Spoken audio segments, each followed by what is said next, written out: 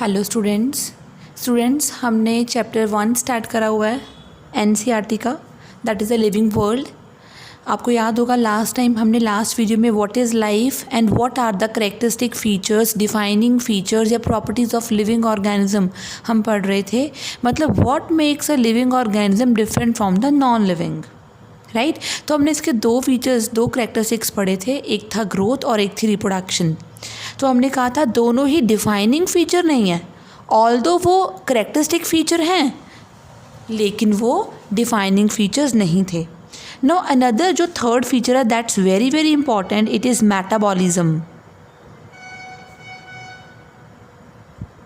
Right. Metabolism, you know it very well. What is metabolism? Metabolism is a sum total of all the reactions that occur in the body, right? So metabolism क्या होता है? The sum total of all the reactions that occur in the body. This is known as metabolism, and you know metabolism include, yes, it includes anabolism and catabolism, right? बेटा anabolism मतलब building up reactions, building up reactions इसका मतलब है जिसमें चीज़ें बनती हैं basically, and catabolism is breaking up reaction, तो इसमें चीज़ें क्या होंगी?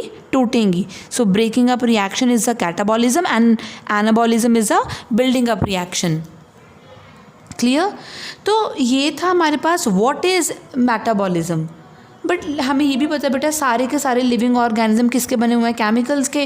बेटा वही केमिकल स्मॉल हैं, बिग हैं, चाहे कुछ भी हैं, बेटा वो सारे के सारे बिलोंग करते हैं वेरियस क्लासेस से। साइज़ अलग होगा, फंक्शन अलग होगा। सो ये कंटिन्यूसली हमारी बॉडी में बनते रहते हैं, राइट। ये केमिकल्स जो होते हैं हमारे कंटिन्यूसली बॉडी में बनते रहते हैं और किस में कन्वर्ट होते रहते हैं? हमारे बायोमॉलिक्यूल्स में। Now what are the biomolecules? Now these biomolecules या बायोमॉलिक्यूल्स क्या है? The molecules that are found in the living organisms, they are the biomolecules, like amino acids, proteins, carbohydrates, enzymes, right. तो ये सारे हमारे पास क्या है बेटा? बायोमॉलिक्यूल्स हैं। तो इन्हीं केमिकल से ये चेंज हो जाते हैं। यही केमिकल्स एक्चुअली डिफरेंट साइजेस के होते हैं, डिफरेंट शेप के होंगे, डिफरेंट इनकी कॉम्पोजिशन होगी, डिफरेंट फंक्शन होएगा। सो दे विल कंबाइन, राइट, और they will combine and actually they will combine and form the biomolecules. और ये जो कन्वर्जन्स होती हैं, ये कन्वर्जन्स कौन करवाता है? ये कन्वर्जन्स कराती हैं हमारी मेटाबॉलिक रिएक्शंस।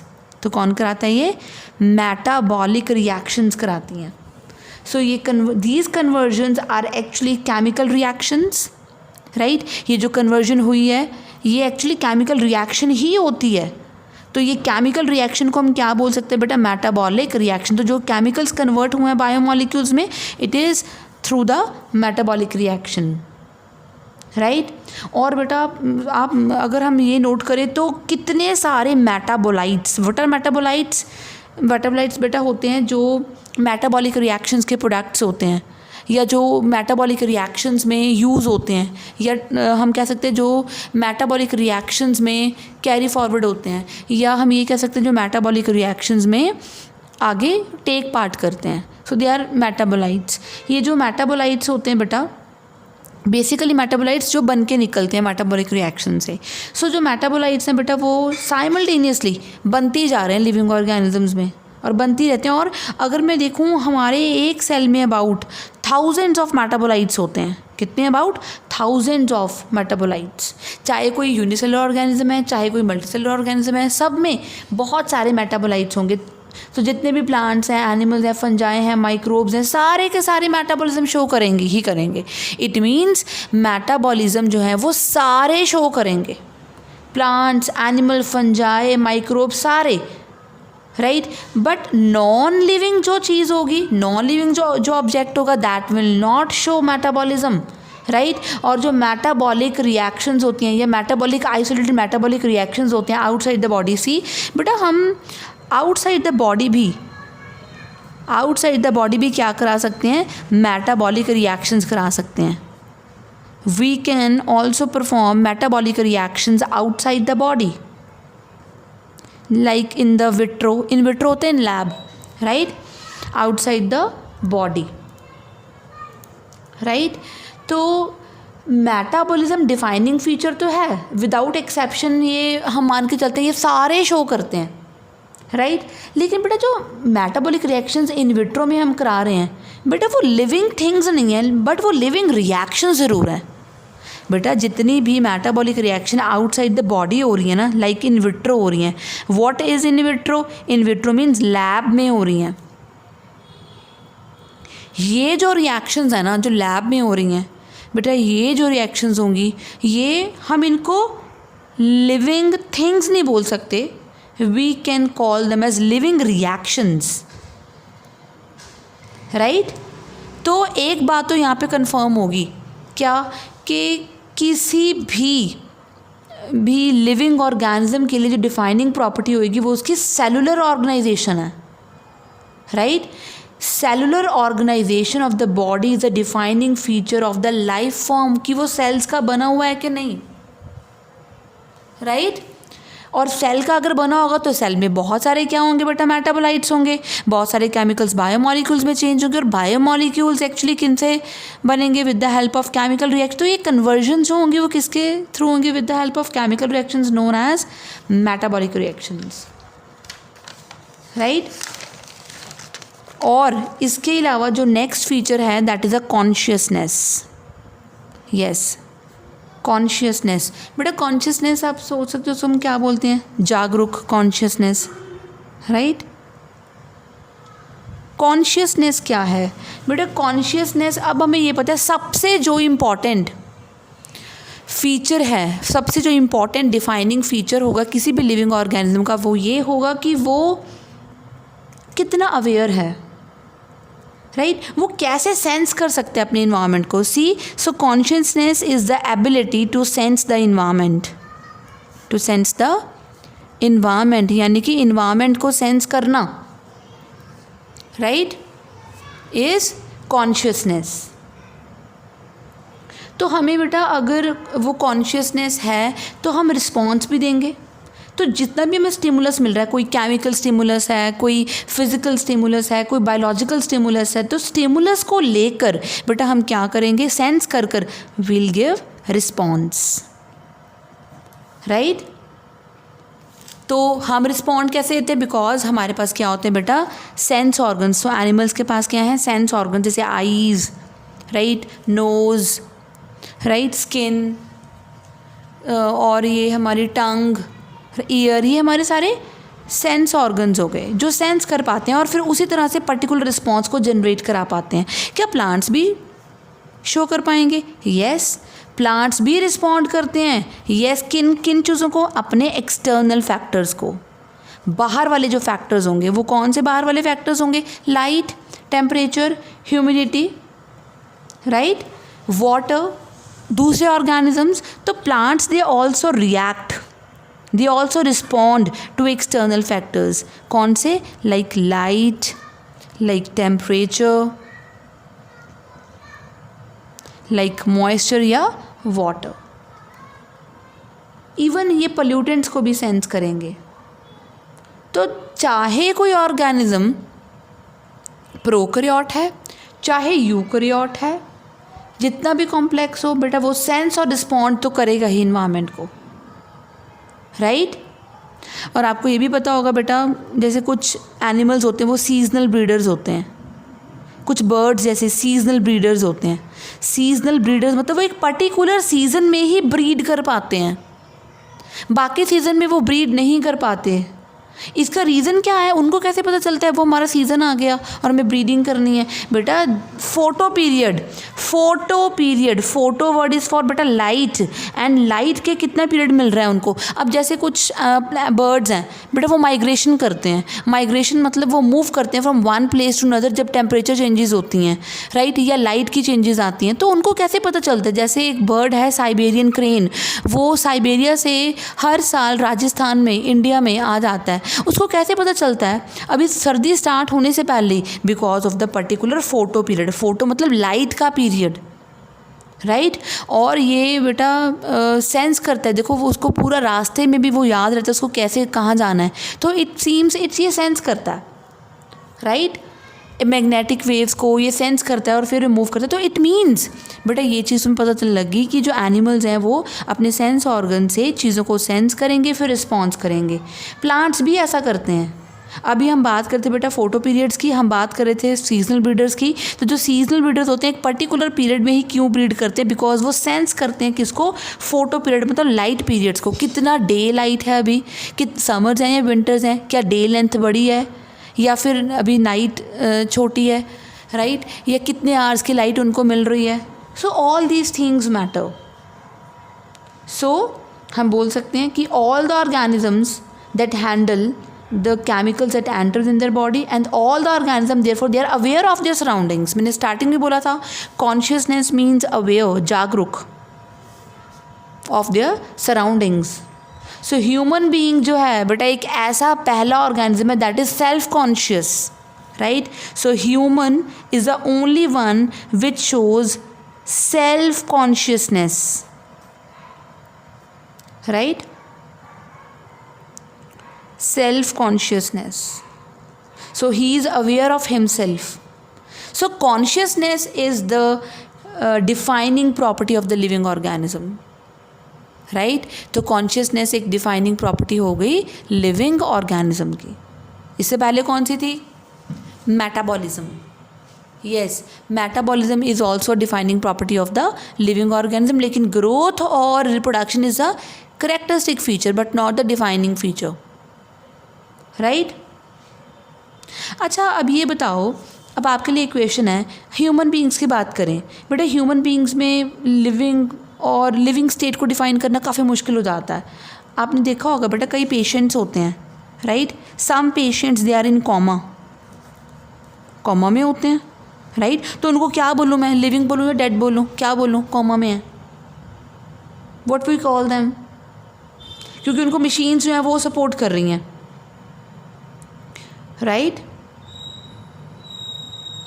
तो अब होगा क्या एक्चुअली उस पर्सन का, क्या बोलेंगे उसको? Neither living not dead. ये क्वेश्चन आ जाता है बेटा, what do we call the person in patient in coma, sorry. So it is neither dead nor living. ऐसा क्यों? अब देखो अगर मैं ये मानूँ तो उस पर्सन का क्या हो चुका है? Brain dead, brain totally dead है। लेकिन बेटा वो सेल्फ कॉन्शियस नहीं है, लेकिन उसमें मेटाबॉलिक रिएक्शंस तो हो रही है ना सेल्स में। So neither living nor dead. So क्योंकि उसका ब्रेन डेड है but metabolic reaction keeps on going.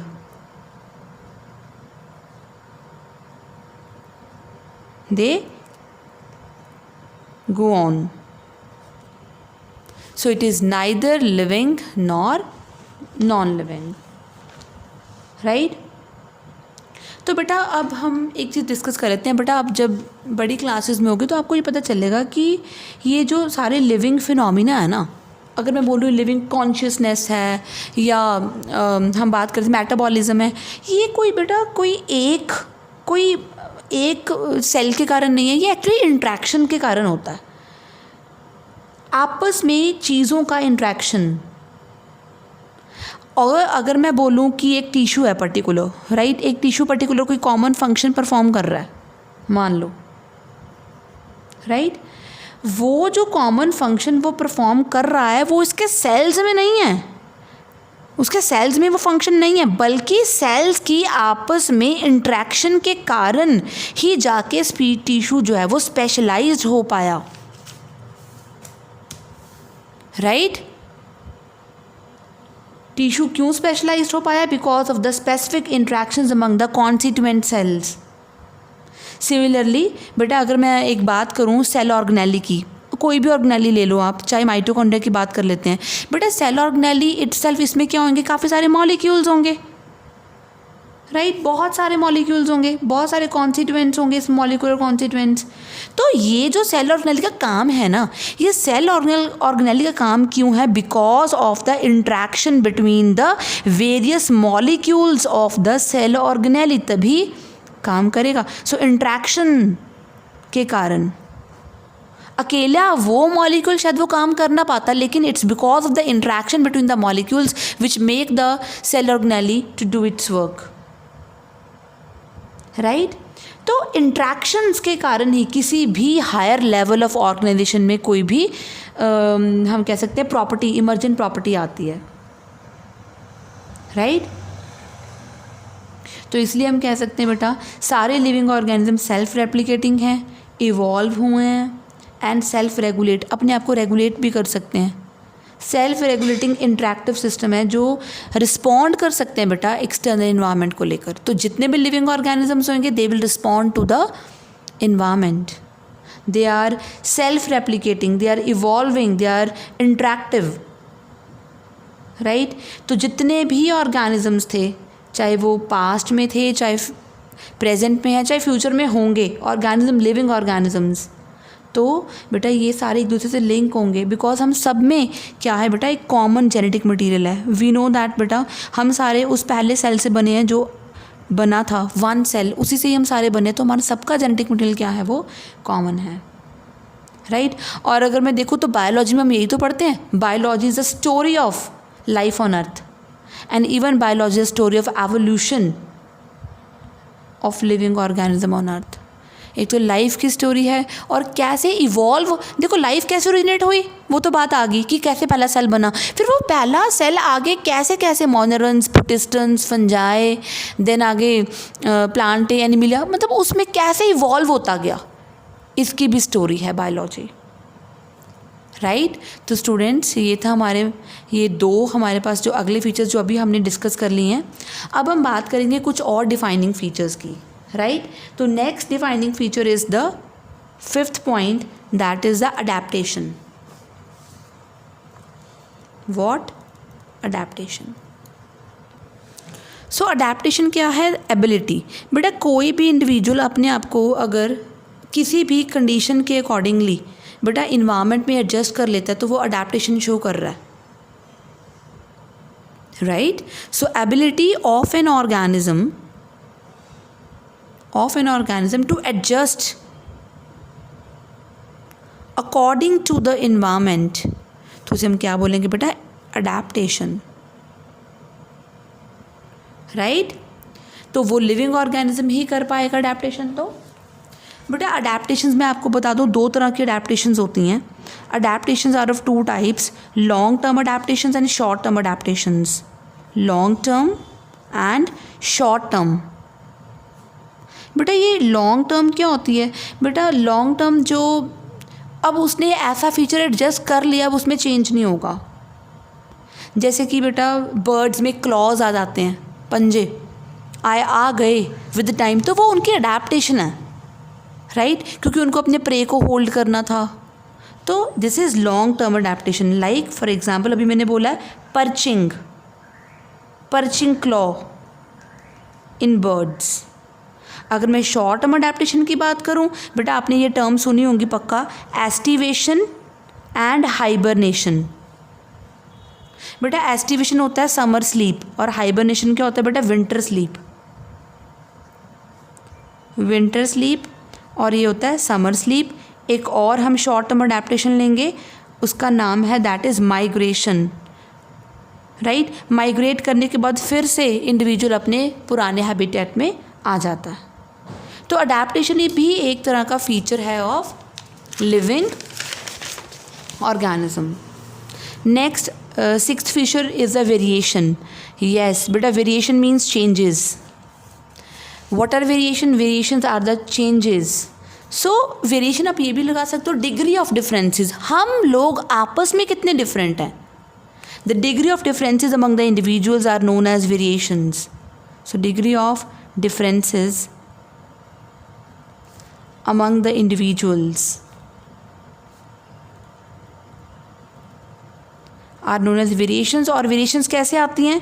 Due to sexual reproduction और variations occur due to maybe environmental changes या errors in DNA copying, या DNA कॉपी होने के time पे कोई error आ जाए तो भी वेरिएशन आ जाएंगी। So obviously DNA is present in the living organism, cell होगा तभी उसमें होगा ना। So variation is another feature. Next is evolution.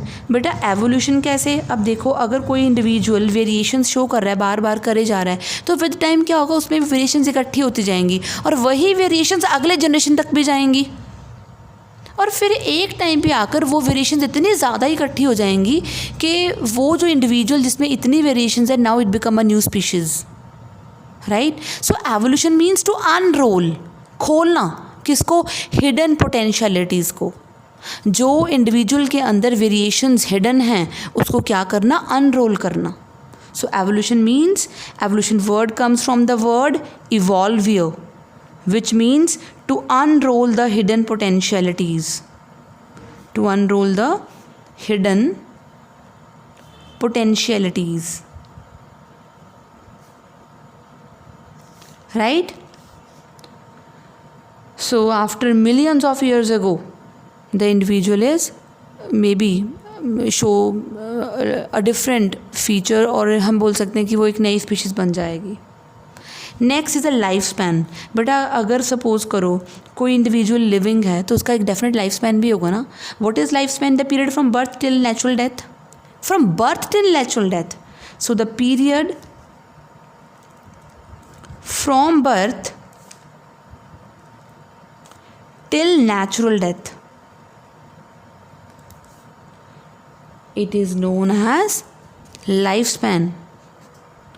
Life span हर एक ऑर्गेनिज्म का अलग होता है, राइट। एवरेज लाइफ स्पैन हर एक का अलग अलग होता है। लाइक एलिफेंट का अलग होगा, हॉर्स का अलग होगा, डॉग्स का अलग होता है, रोज़ प्लांट का अलग होगा, टोटवाइज का अलग होगा, राइट। तो सबका अलग। तो अगर लिविंग है तो उसका डेफिनेट लाइफ स्पैन भी है। नॉन लिविंग चीज़ का हम कोई लाइफ स्पैन बता ही नहीं सकते क्योंकि उसकी कोई नेचुरल डेथ नहीं ना होगी, right. Another point, energy requirement. बेटा अगर कोई चीज़ लिविंग है ना तो उसको एनर्जी की रिक्वायरमेंट तो रहेगी ना, in the form of energy currency, that is the ATP। Clear? आगे another point, that is self regulation. Self regulation, बेटा सेल्फ रेगुलेशन कैसे, हम जैसे हम अपनी बात करें ह्यूमंस की तो we have a property of showing homeostasis, यानी कि homeostasis means keeping internal environment constant, keeping internal environment constant, it is self regulation. तो हमारे अंदर जितनी भी रिएक्शंस हो रही हैं, मेटाबॉलिक रिएक्शंस हो रही हैं, या जो हमारे सेल के अंदर जितने भी बायो मॉलिक्यूल्स हैं, so they actually keep their identity maintain रखेंगे। और हम अपना इंटरनल इन्वायरमेंट, मैं टेम्परेचर की बात नहीं कर रही हूँ, मैं अपने इंटरनल इन्वायरमेंट की बात कर रही हूँ। एक सिंगल सेल भी अपना इंटरनल इन्वायरमेंट कांस्टेंट रखेगा, दैट इज़ सेल्फ रेगुलेशन, और उसको हम क्या कहते हैं, homeostasis, right. Next 11th point is a protoplasm. What is protoplasm? Students, मैंने पहले भी कई बार बताया, protoplasm is actually nucleus plus cytoplasm, दोनों को मिलाकर हम क्या कहते हैं बेटा, प्रोटोप्लाज्म। सो बेटा एक्चुअली ये प्रोटोप्लाज्म एक तरह से जेली लाइक मटेरियल होता है। सी, ये सेल है, सेल में न्यूक्लियस है और साइटोप्लाज्म है, तो न्यूक्लियस प्लस साइटोप्लाज्म को हम क्या बोलेंगे बेटा, प्रोटोप्लाज्म बोलेंगे। लिविंग मटेरियल होता है and this is a physical basis of life, it is a physical basis of life. तो बहुत सारी मेटाबॉलिक रिएक्शंस कहाँ पे होनी है, हमारे साइटोप्लाज्म में या प्रोटोप्लाज्म में, राइट। नेक्स्ट है another feature of living organism is a cell structure. Yes, cell structure. तो बेटा हर एक लिविंग ऑर्गेनिज्म किसका बना है, मैंने पहले बता दिया, that is made up of cells. So every living organism is made up of cells, right. और सेल्स के अंदर मेटाबॉलिक रिएक्शंस होंगी, तो ये भी एक डिफाइनिंग फीचर हो गया लिविंग ऑर्गेनिज्म का, right. Another point is individuality.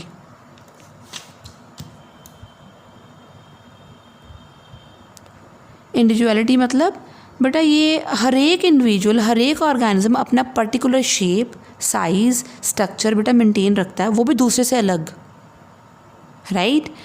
दूसरे से इसी को हम बोलेंगे that has particular individuality and only the living beings they show this individuality, right? Now the another point is death. yes, बेटा डेथ, नेचुरल डेथ तो उसकी हुई होगी जो बंदा लिविंग होगा। तो जिसकी जब डेथ कब होती है, जब when all the activities of the body they stop, then the condition is known as death. तो अगर एक्टिविटीज़ थी तभी स्टॉप हुई ना, अगर मेटाबॉलिक रिएक्शंस थी तभी स्टॉप हुई ना। तो डेथ होना भी एक तरह का फीचर है किसका, लिविंग ऑर्गेनिज्म का। So when all the activities or all the metabolic reactions they get stopped,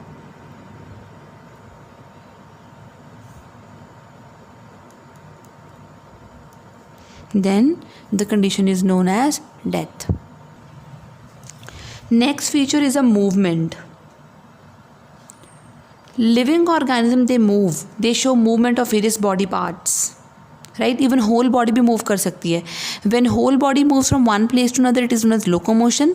But when the body parts they move, they show हम कह सकते हैं वो movement होती है एक general. So living organisms they show movements. Living organisms show movements, but when whole body moves, this is known as